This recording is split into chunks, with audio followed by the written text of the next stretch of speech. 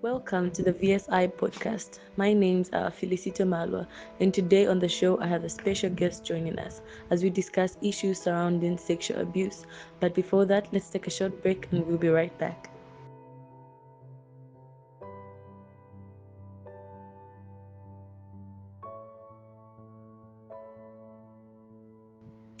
Hey Linda, welcome to Breaking the Silence on Sexual Abuse segment here on the VSI podcast.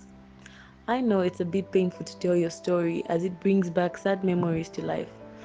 Could you share with us how you were sexually abused?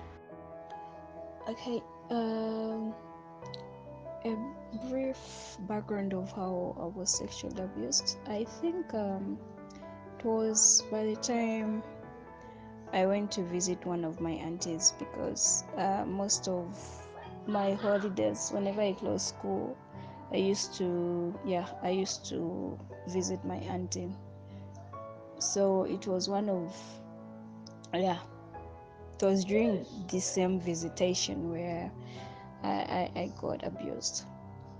So the abuser happened to be my uncle aunt's younger brother. So he used to stay just nearby my auntie's place. So he would visit, and my auntie used to work by that time.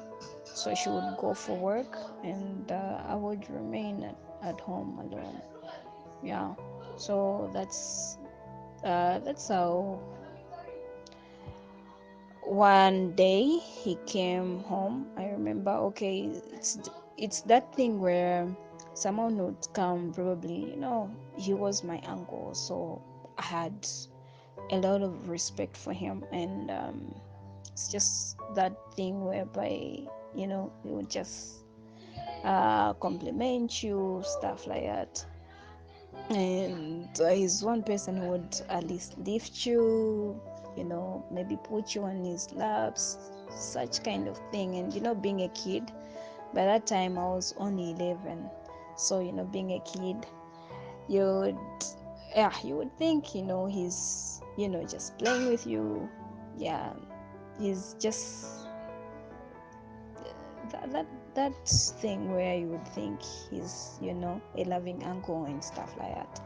So yeah, that's how everything happened, just like that. Because yeah, times you would do ABCD until um this day when he actually um did whatever he wanted to do all this while. Yeah. Did it ever occur to you at any point that you needed somebody to talk to about the situation? Okay, in most cases, talking about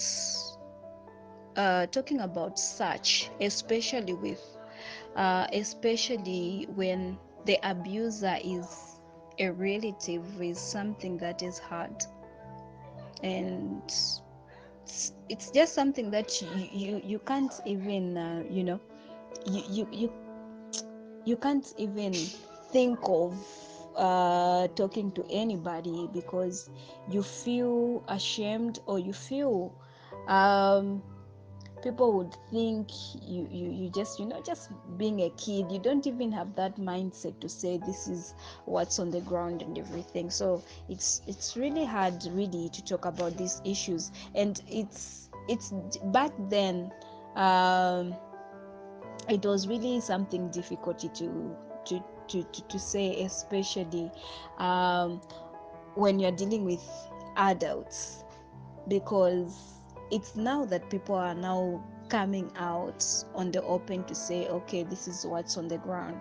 But back then it was really really hard for people to talk about these issues, especially sexual um, abuse. So I personally never really had anybody that I would confide in or tell to say, okay, this is what's on the ground. And it was just something that I had kept to myself.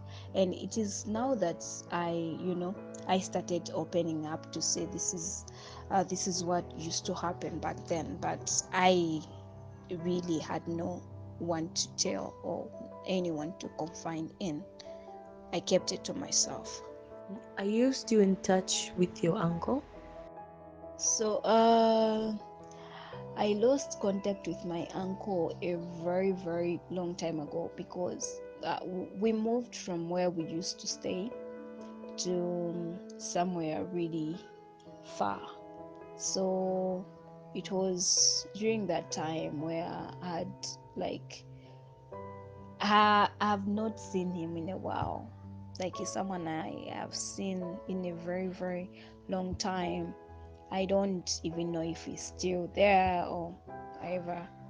Yeah. So, how would you describe your emotional status as a result of what happened to you growing up? Okay. Mostly people who are in who have been abused before can tell it's really, really a rough journey, and it's something really hard to deal with. Like something very hard to deal with. In the first place, mm, you get to you get to have that thing where you just reserve yourself, you just shut yourself from everybody, you shut yourself from everyone. Like you're just reserved, you're in your own world where nothing else really matters. Only you think of, because I can remember all I could think of is, suicide, and you're just there, just thinking of ending your life. Like, yeah, that's that's what I would say. And another thing is you get to have this hurt towards people, and you just get to detest male folks. In shorts, you don't want to be close to any male, any male. It can be relative or a friend or anybody, but it's just that thing where you just don't want to get close to any male folk out there. And another thing, you just get to be depressed. Like you feel deity. Like you just you just feel like you can't continue living. Like it's really, really disgusting where, yeah, I don't know how I can explain it, but it's something really hard. And as a result, you just get to have depression by the end of the day because you have no one to talk to. um you you didn't even undergo any counseling or something like that, so it's something that gets to eat you up, where you don't feel like you are capable of doing anything. All you think of is suicide all the time, and you'd you'd think there's nothing that you can do. That's that's how I got affected, because got I just had to cut myself from everything and everybody, and I just got so reserved, such that I I never wanted to go anywhere or see anybody, but just be by myself. Reflecting on the events of your story, what advice would you give to someone out there who might be in a similar situation? The fact that most of the people decide to keep quiet, it's really, really, really really hard. So my advice to anyone who might be going through um, this trauma is, don't let the abuser scot free. I think that the system has changed now. It's no longer the same as it used to be back then. At least these days we have information, and at least we know where or how to go about whenever such a thing happens, which is an advantage. And these days at least we have phones, and we are able to access information everywhere.